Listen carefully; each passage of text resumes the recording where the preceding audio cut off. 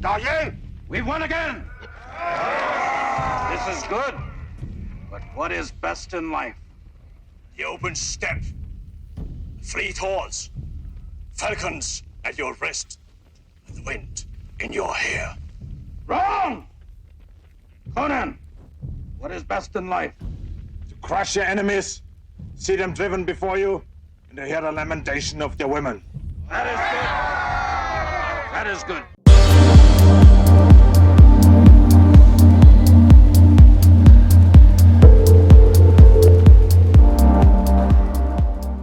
Hello everyone, this is Pico Entertainment and we are back again, and here now we have another video for you, and we're going to take a look back and reflect on one of the greatest sword and sorcery movies ever in Conan the Barbarian.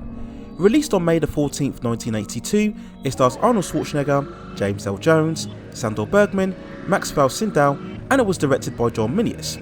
Now the story of Conan the Barbarian is set within the historical Hyborian age, where the young son of a blacksmith is taught about the ways of the sword and the mysterious riddle of steel. The village then comes under attack from a villainous cult of warriors led by the tyrant Syndow, at the time obsessed with acquiring the finest amount of steel across the land. Conan has to witness the village being murdered and his mother being slain right in front of his eyes by Syndow himself. Being taken away into slavery to work under the watermill, Conan grows up into a huge muscular adult and is trained as a gladiator to fight underground in the slave pits.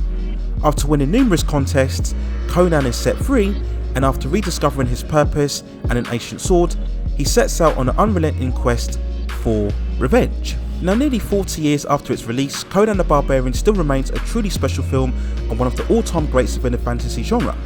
It is of course an adaptation of the famous character created by author Robert E. Howard way back in 1932 from a series of fantasy novels known as Weird Tales. The movie itself is a wonderful mix of sorcery, spectacle, supernatural, and very much the weird and bizarre.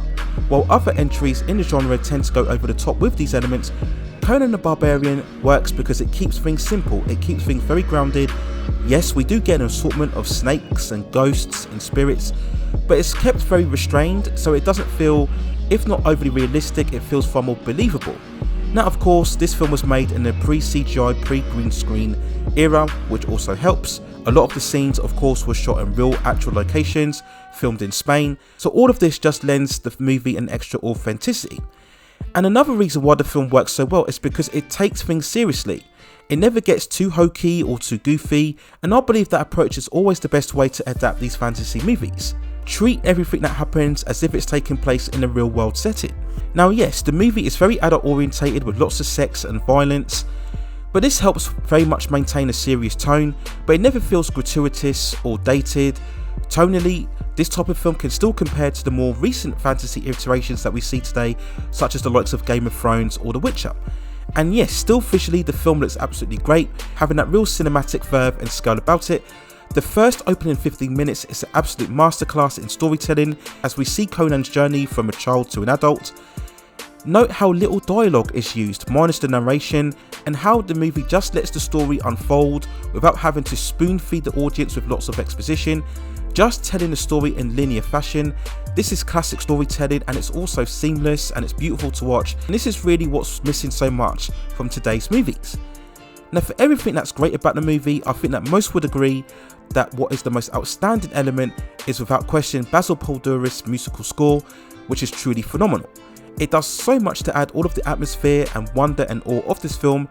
Every scene, every sequence, every movement, every moment, whether it's an action scene or a more extended dialogue scene, everything is just carried by the music. Everything from the beginning with that irresistible opening credits theme, where we have all of those big sounding horns and pounding drums of that Conan theme, so irresistible. We look at the sequence where we see Conan lifting the Atlantean sword from the Skeleton King in the underground crypt. Fantastic, really giving that sense of that mythology and history and resonance. We look at the scene of Conan infiltrating the temple ceremony where we see the reveal of the princess. We have the funeral scene of Valeria where we see Conan lighting up her grave from the top of the hill. Again, I love how the camera pans down as he walks down from the hill and we have the music playing, absolutely fantastic. And of course we have the epic setup of Conan's speech to Crom as he and Subutai set up to fight against Vols's warriors. We have the famous line, "The two stood against many, that's what's important," and this is really one of the most euphoric moments within the entire film.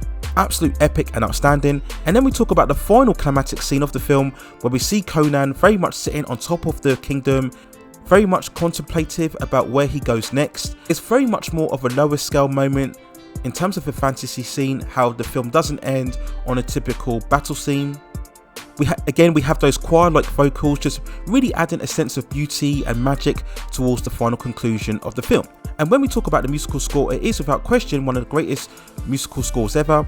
I really would put it alongside the likes of Star Wars, Superman, John Williams' version, the Rocky movies and Lord of the Rings. It truly is that special, and the composer, who sadly passed away in 2006, would go on to cement his credentials later on throughout the decade with another epic musical score for RoboCop in 1987. We do of course have to talk about the movie's other special element, and that is the casting of Arnold Schwarzenegger in the role as Conan. Coming off a mega successful bodybuilding career, showcased in a documentary of Pumping Iron in 1977, this is where he was noticed and selected for the role. He literally is the perfect embodiment of a live action Conan due to his obvious physical stature, completely convincing of the character. But we also have to be fair here and say that Schwarzenegger actually acts quite well for what the part requires. Just like the Terminator in 1984, by giving him limited dialogue, it actually makes it a far more effective performance, and it's definitely one of the most iconic roles of his career, and without question it's the one that began his rise to superstardom. We then talk about another iconic actor in James Earl Jones, who's absolutely brilliant as False Doom. Despite again only having a small amount of scenes, he completely convinces every time that he appears as that truly villainous presence with that iconic voice of course. In another great scene that we see throughout the film when he's talking to Conan about the true meaning of steel, how it's more about the control of people rather than the weapon itself. Such brilliant delivery and an amazing presence and performance. We then mentioned Sandahl Bergman as Valeria, fierce, sexy, beautiful, athletic and dynamic. We always have the endless debates about strong female characters and how they're very much going out of fashion in today's movies, where we look at this version here and this is everything that you would want in terms of a strong female character. She's absolutely convincing in all of the fight sequences, she's independent and mature, she's absolutely stunning in her presence, and this is everything that you could ask for in terms of a female presence for a movie like this. So when we go on to the movie's overall release, and it was a great success, making over $70 million from a budget of around $20 million, it was the beginning of a somewhat resonance in terms of the sword and sorcery fantasy epics, which to be honest had a lot of mixed results. We would see the true greatness with the likes of Excalibur in 1981, we'd have somewhat decent fare with the likes of Kroll and Lady Hawk, and then we would get the far weaker entries with the likes of Hawk the Slayer and Beastmaster and Red Sonja, which also Arnold Schwarzenegger starred in alongside Bridget Nielsen, and also Sandahl Bergman, who played the villain without that film. And unfortunately we also have to mention the sequel to Conan the Barbarian, Conan the Destroyer in 1984, which just lacked all of the epic scope and vision of the original, and it really looks cheap and lower budget when we compare to the first film.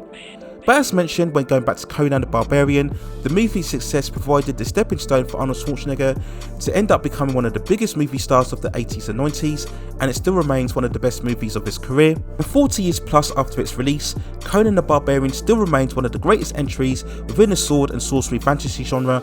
I really think it still ranks up there alongside the likes of Lord of the Rings, Excalibur and Game of Thrones. Still really the ideal way in making a real serious fantasy epic that moves with purpose and reverence and excitement and epic scale. And that for me still determines that Conan the Barbarian without question remains one of the best fantasy epics within the 1980s. Those are my overall thoughts and feelings and review of Conan the Barbarian. Let me know what you think in the comments below. Where do you think it ranks in terms of the hierarchy of fantasy movies? Do you think it still compares to the most recent entries within the fantasy genre that we see today?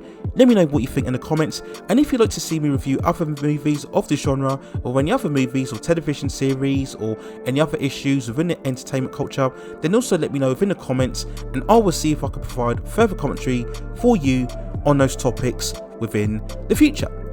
Please also hit and like the subscription and notification buttons so I can provide you with more high quality content like this in the future. But that's it for now. Take care of yourselves and I will see you very soon.